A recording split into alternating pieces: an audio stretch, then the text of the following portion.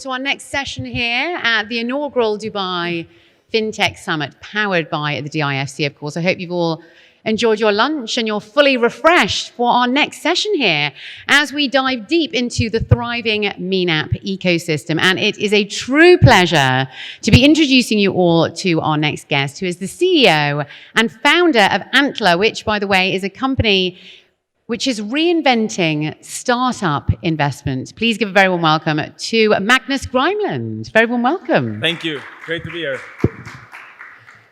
Right, well, Antler, as I know, was founded back in 2018. However, you are now a global company and you have offices, I believe, across all of these major entrepreneurial hubs, including London, New York, Berlin, and of course Dubai, and now Riyadh as well. And I think Dubai, you opened your office just very recently this year. So we've only given you a very brief introduction. So give us more information on exactly what you do and how it started.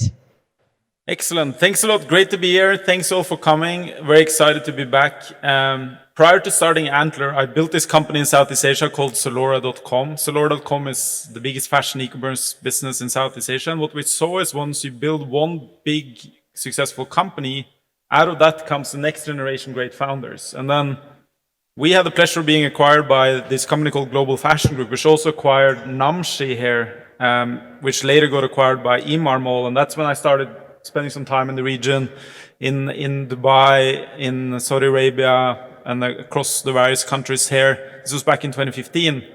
And you obviously seen the tremendous growth in the ecosystem since then. And what we do with Antler is literally work with these founders that have been part of building something great before.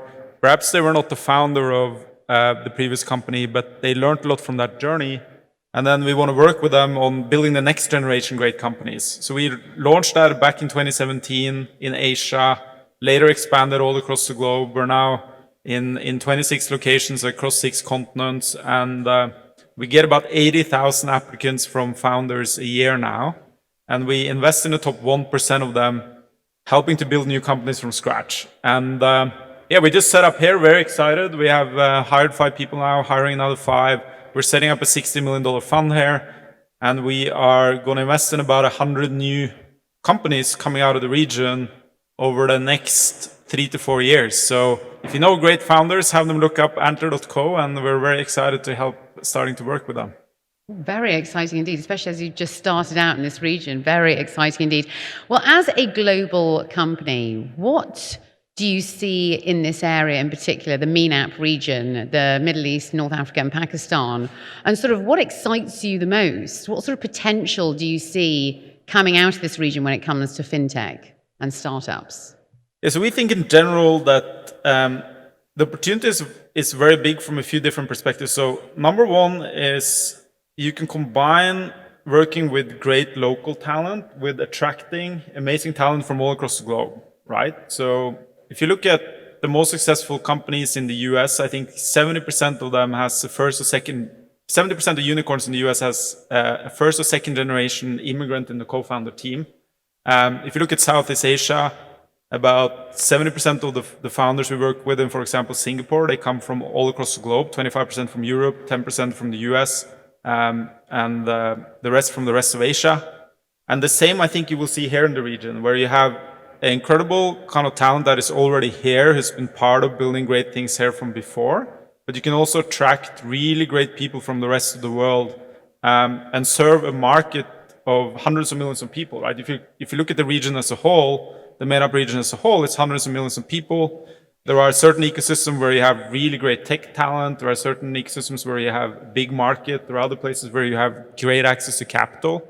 And if you combine that all together, you can build really big companies only in this region, but you can also build global businesses out of here. So I think what we're going to see over the next 5 to 10 years is we're going to have the first kind of, $100 billion plus new tech companies coming out of here, which is what you've seen in Southeast Asia, what you've seen in Europe and so on. But it took a number of years to get there. And I think we'll see that now going forward because you have both the global potential and the regional potential.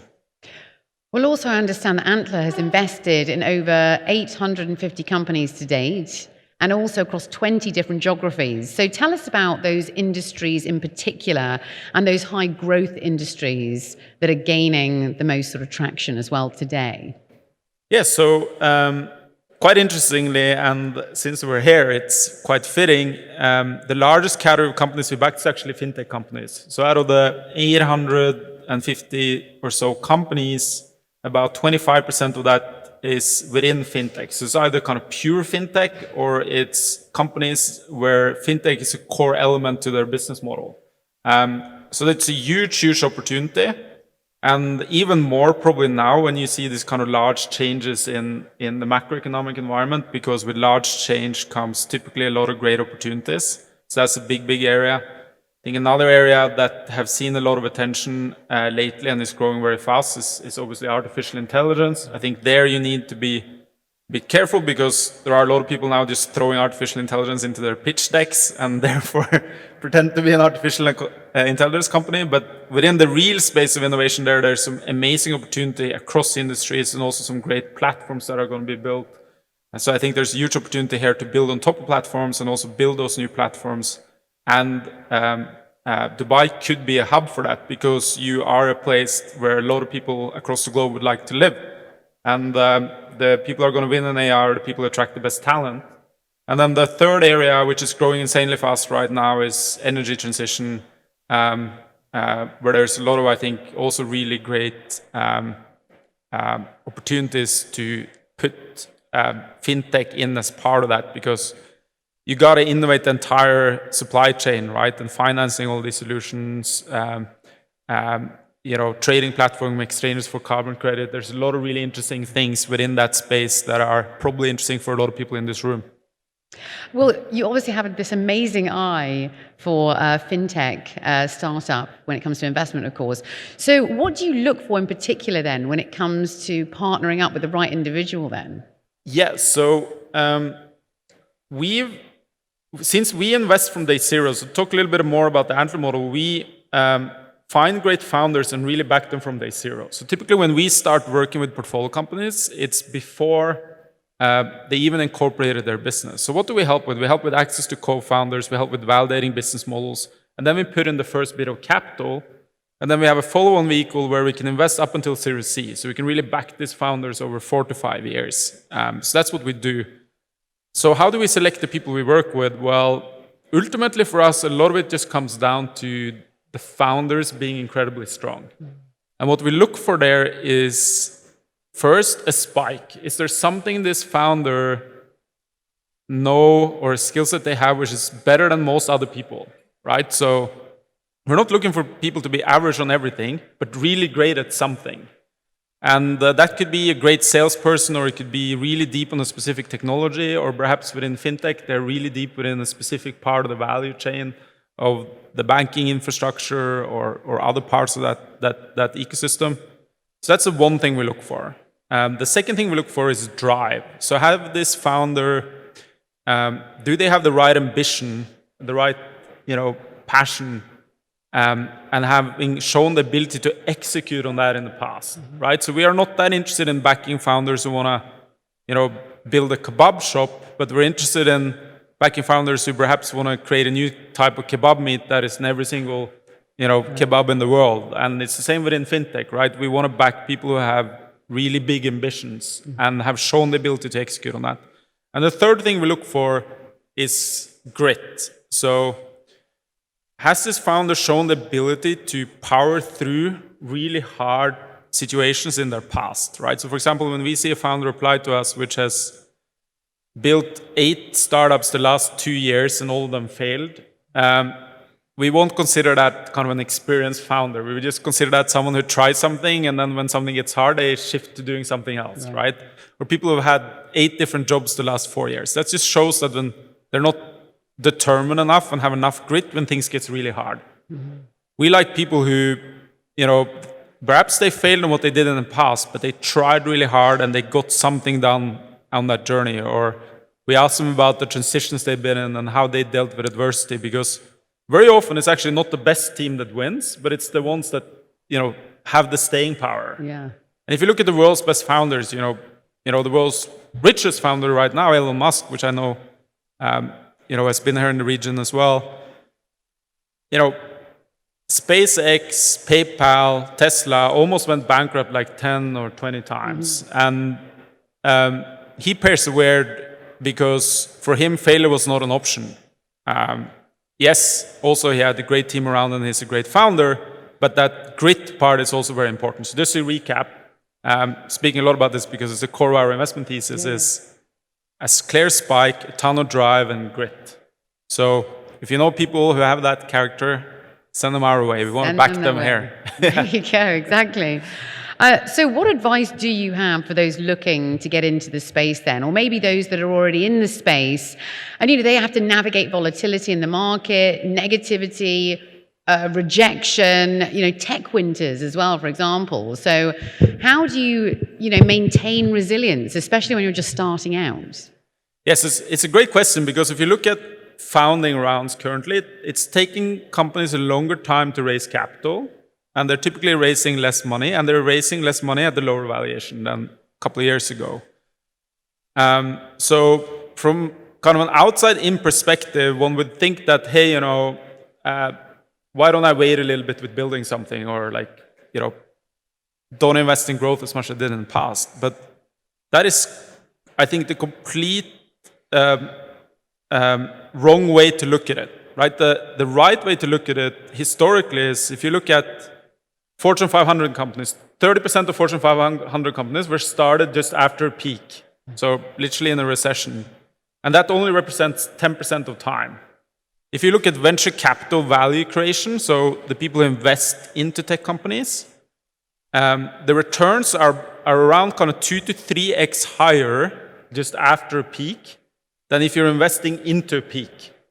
And we don't know whether globally the macroeconomic market now was at the bottom last year, or this year, or next year. It doesn't really matter, but we knew that the peak was 2021. So if you look at all historical data, the best time to build a business and the best time to be in the business of building a business is right now. And then you can combine that with being here in the region, right? We're actually, as the rest of the world has been struggling with the aftermath of quantitative easing and COVID and so on, this region is taking a major step up and have access to capital at the level which you haven't seen before, and it's become much more competitive in terms of attracting the world's best talent through good visa solutions, through changes in regulation.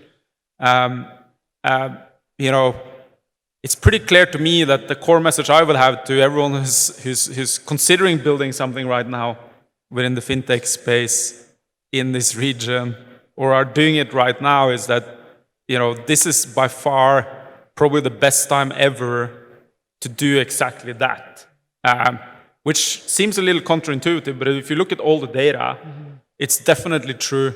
And if you look at the development of this region, it's definitely true. So that would be my advice to founders at this point of time. Now, if you're a little bit later stage in the journey and you're, then obviously you need to ensure that you're building a real business. So this focus on profitability and good unit economics is just common sense. You should do that whether you're in a good period or you're in a bad period. Well, some great words of advice there. You heard it here first, ladies and gentlemen. Moving on now to some of the challenges that SMEs face today, especially when it comes to accessing and raising finance, for example. And what do you find is the most sort of common mistake that you see of those that are looking to get into this space as well? Is there a common mistake that you've witnessed? I think, to go through the journey, at the very beginning, the common mistake people tend to do is to just start building a company with somebody they happen to know, right? And the most critical decision you make as a founder is who you're going to build your company with, like who's your co-founder. And, like selecting a co-founder is very much almost like getting married, right? It's such an important decision for your next 10 years of your life and whether you will succeed or not. And what too often happens is somebody will quit their job and they only know people in their own industry, or they only know some friends from college or whatever it is, and they'll pick one of those. I think it's so important to get in front of 60 to 70 really smart people, whether you meet them in conferences like this, or you meet them in Antler, or you go on LinkedIn and just reach out to people and go through this process of very carefully selecting the people you're going to build something with. And the first thing there, as you make your selection, is get the right kind of values in the company and know that you really enjoy spending time and building this thing with that person. And secondary, try to find someone who has different strengths than you, right? Like I know, for example, with Antler, I'm pretty optimistic, always want to do more. And I need people around me who tend to always want to do less and are more structured around things and very good at processes. And I think if you think through things that way, you'll get a really good co-founding team. And then the second thing is, as you're kind of building your business, ensure that you build it in a way as you grow and scale, you will have a better business, right? So I think up in 2020, 2021, there was a lot of focus on growth, and it's very easy to grow, right? Like if I go in here and ask you to be my customer, and my value proposition is I'm going to give you $100 if you give me $50 back, all of you are going to sign up to be my customer today, right? And a lot of companies at that period of time didn't think enough around positive unit economics. That meant as they grew and scaled, their company will end up being better. So it's okay to be unprofitable, but you got to ensure that as you grow and scale, that company gets better and better. And I think one of the reasons why investing into startups and founders today is much better than in 2020, 2021 is that much more founders are thinking exactly this way. So those are kind of just two pieces of advice, but tons of others. Yeah, that's great. Moving back to the region just for a moment, because we only got about 3 or 4 minutes left. I just wanted your view on what you thought needs to be in place when it comes to infrastructure in this part of the world in order to help boost growth. And what would you say is a sort of perfect setup in terms of an ecosystem for fintech to grow as well? Yeah, so I think number one is great access to talent, right? So you can hire the right people, but also find the right co-founders. That's the most important. And I've seen tremendous amount of development on that, both here in Dubai, but also across the region recently, right? And Dubai there obviously has a big forte because a lot of people wanna come here and build. So that's number one. Number two is regulatory, right? In a lot of countries, it's just hard to build a startup because you don't know what the regulatory environment you're entering is to. You can't talk to the regulator about if you're building something in a new space where there's no regulation yet, how are you going to be treated? And here I think also the region has done a tremendous amount of great work. Third one is access to capital. And so continuing to deploy capital into venture capital funds, into people who are smart at deploying capital into great founders. I see a lot of that happening here as well.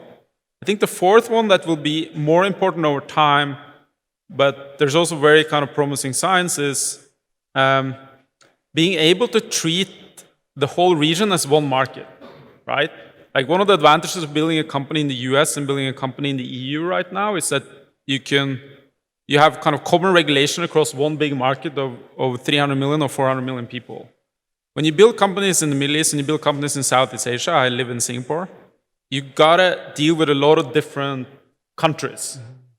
And the more those countries can work on ensuring that there's similar regulation across the markets, that there's less friction in cross-border trade, and particularly within fintech, that banking regulation has similarity, or even building kind of a common banking infrastructure across. I'm sure this will not happen across every single part of the value chain, but across certain parts of the value chain will unlock an insane amount of opportunity to increase productivity. And in the end, fintech is really a lot about increasing productivity, right? It's about ensuring easier flow of capital, easier flow of payments, ensuring better customer experience. So I think this one is quite important. And as you get these things in place, then the region will just be more and more attractive because you're not. Yeah, obviously you can serve the world from here, where you're accessing 6-7 billion people, but you also have a direct market in the MENAP region where you can access hundreds of millions of people and a serious amount of GDP. We only have about 40 seconds left, sadly. Fascinating conversation. So why don't you leave us with your final remarks and the key message you would like our audience to go away with today? Yes, so I spoke about it a bit already, but we live in this world now where things have completely changed, right? It's not only the macroeconomic time that, you know, it's a good time to invest just after a peak and not at a peak, but for the first time ever, you can truly access global markets from everywhere, right? If you think about historical industries, it took the airline industry, which started about 100 years ago, it took it 68 years to get 50 million customers, right? 68 years to get 50 million customers. How long time do you think it took Pokemon Go to get 50 million customers globally? It took 14 days. How long did it take ChatGPT? It took, I think it took them 2 days to get 1 million customers. It took them 2 months to get 100 million customers. Wow. If you have the right product in today's market, it doesn't matter whether you build it from here or from Stockholm with Spotify. Spotify won against, you know, Apple in music, which is their core industry. You can really take on any business, B2B business, any B2C business from anywhere. So I think we live at this point of time right now that if people do the right things, you're not only talking about building a lot of great unicorns out of here, but you'll have the first kind of 10 billion, $100 billion companies.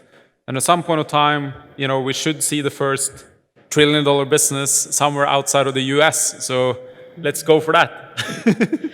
Brilliant. Sadly, we have run out of time. It's such an upbeat, such an encouraging session. We cannot thank you enough for being with us here today. Ladies and gentlemen, Magnus Grimeland, thank you. Thank you. And check us out on Antler.co if you're interested in building a company with us. Thanks a lot.